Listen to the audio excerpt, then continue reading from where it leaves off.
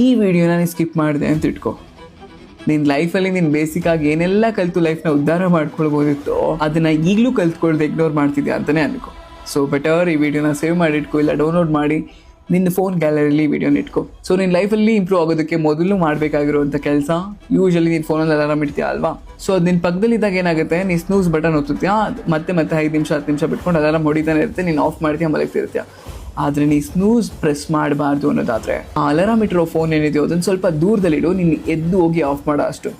ಇವಾಗ ನಿನಗೆ ಡಾಕ್ಟರ್ ತುಂಬ ಚೆನ್ನಾಗಿ ನೀರು ಕುಡಿ ಅಂತ ಹೇಳಿರ್ತಾರೆ, ಅಥವಾ ಸಮ್ಮರಲ್ಲಿ ಕೂಡ ನಿನಗೇನೆ ಅನಿಸಿರುತ್ತೆ ಜಾಸ್ತಿ ನೀರು ಕುಡಿಬೇಕು ಅಂತ, ಬಟ್ ಸ್ಟಿಲ್ ನೀರು ಕುಡಿಯೋಕ್ಕೂ ಕೂಡ ಸೋಂಬೇರಿತನ ಮಾಡ್ತಿರ್ತೀಯ. ಸೊ ಇದಾಗಬಾರ್ದು ಅಂದರೆ ಯಾವಾಗ್ಲೂ ಕೂಡ 1-2 ಬಾಟಲ್ ನೀರನ್ನ ನೀನು ಎಲ್ಲಿ ಕೂತ್ಕೊಂಡು ಕೆಲಸ ಮಾಡ್ತಿರ್ತೀಯೋ, ನಿನ್ನ ಕಣ್ಣು ಕಾಣಿಸೋ ಜಾಗದಲ್ಲಿ, ಕೈಗೆ ಎಟಕ್ಸೋ ಜಾಗದಲ್ಲಿ ನೀರಿನ ಬಾಟಲ್ನ ತುಂಬಿಸಿ ಇಟ್ಕೋ. ಆ್ಯಂಡ್ ಯಾವಾಗ ಕುಡಿಬೇಕು ಅನಿಸುತ್ತೆ ತಕ್ಷಣಕ್ಕೆ ಎತ್ಕೊಂಡು ಕುಡಿಬೋದು. ಇಲ್ಲಿ ನೀರಿಲ್ಲ ಬಿಕಾಸ್ ನಾನು ಇಲ್ಲೇ ಇಟ್ಕೊಂಡಿದ್ದಕ್ಕೆ ಕುಡಿದು ಖಾಲಿ ಮಾಡಿದ್ದೀನಿ, ಮತ್ತೆ ತುಂಬಿಸ್ಕೊಳ್ತೀನಿ ನಾನು. ಸೊ ಪಾಯಿಂಟ್ ನಂಬರ್ 3, ಯೂಶಲಿ ನಾವು ಜಿಮ್ಗೆ ಹೋಗೋದಕ್ಕೆ ಸ್ವಲ್ಪ ಲೇಸಿ ಆಟ ಆಡ್ತೀವಿ. ಆ್ಯಂಡ್ ವರ್ಕೌಟ್ಗೆ ಏನೇನು ತೊಗೊಂಡೋಗ್ಬೇಕು ಅದೆಲ್ಲ ನೀನು ಪ್ರಿಪೇರ್ ಮಾಡಿ ಇಟ್ಕೊಂಡಿದ್ರೆ ನೀನು ನಿಜವಾಗ್ಲೂ ಜಿಮ್ ಸ್ಕಿಪ್ ಮಾಡೋದಿಲ್ಲ. ಇದು ನಿನಗೆ ಚಿಕ್ಕ ವಿಷಯ ಅನ್ನಿಸ್ಬೋದು, ಬಟ್ ಟ್ರೈ ಮಾಡಿ ನೋಡು. ನಾಳೆ ಬೆಳಗ್ಗೆ ಹೋಗೋದಕ್ಕೆ ಇವಾಗಲೇ ರೆಡಿ ಮಾಡಿ ಇಟ್ಕೊಂಡು ಮ್ಯಾಜಿಕ್ ಆಗುತ್ತೆ. ಮತ್ತು ನೀನು ಕೆಲಸ ಮಾಡೋ ಜಾಗ, ಆಫೀಸ್ ಆಗಿರ್ಬೋದು ಅಥವಾ ನಿನ್ನ ಮನೇಲಿ ರೂಮಲ್ಲಿ ಆಗಿರ್ಬೋದು, ಸಂಪೂರ್ಣವಾಗಿ ಕ್ಲೀನ್ ಮಾಡಿಟ್ಕೊ. ಆರ್ಗನೈಸ್ಡ್ ಆಗಿರಲಿ, ಏನೇನು ಬೇಕೋ ಅಷ್ಟೇ ಇರಬೇಕು. ಮತ್ತೆ ಎದ್ದು ಓಡಾಡೋ ರೀತಿ ನೀನು ಮಾಡ್ಕೊಳ್ಬೇಡ. ಎಲ್ಲನೂ ಕೂಡ ಫಸ್ಟ್ ತೆಗೆದಿಟ್ಕೊಂಡು ಕೆಲಸ ಶುರು ಮಾಡು. ಆ್ಯಂಡ್ ಕೆಲಸ ಮುಗಿಸಿ ನೀನು ಎದೋಳೋ ರೀತಿ ಪ್ರೊಡಕ್ಟಿವ್ ಆಗಿರ್ತೀಯ. ಲಾಸ್ಟ್ ಥಂಗಸ್ ಊಟ. ಮನೇಲಿ ಏನೇ ಅಡುಗೆ ಮಾಡಿರಲಿ ಅಥವಾ ನೀನು ಏನೇ ತಿನ್ನಬೇಕು ಅಂದ್ಕೊಂಡಿದ್ರು ಕೂಡ ಅದು ತಟ್ಟೆಗೆ ಬಂದಮೇಲೆ ನಾನು ನೋಡಿ ತಿಂತೀನಿ ಅನ್ನೋದೆಲ್ಲ ಬಿಟ್ಬಿಡು.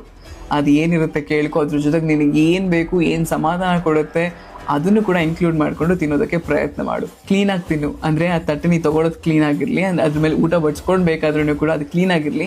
ನಿನ್ನ ಕಣ್ಣಿಗೆ ಅದು ಒಳ್ಳೆ ಪ್ರೆಸೆಂಟೇಷನ್ ಆಗಿರಬೇಕು. ಸೊ ಅವಾಗ ಏನಾಗುತ್ತೆ, ನಿನ್ನ ಮನಸ್ಸಿಗೆ ತೃಪ್ತಿ ಆಗುತ್ತೆ.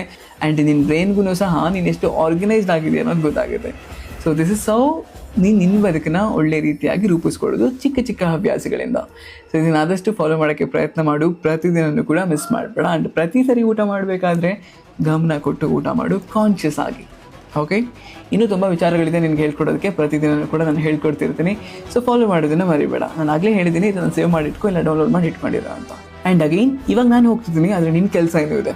ಈ ವಿಚಾರನ ನೀನು ತುಂಬ ಜನಕ್ಕೆ ತಲುಪಿಸೋಕಿದೆ. ಸೊ ಶೇರ್ ಮಾಡೋದನ್ನು ಕೂಡ ಮರಿಬೇಡ.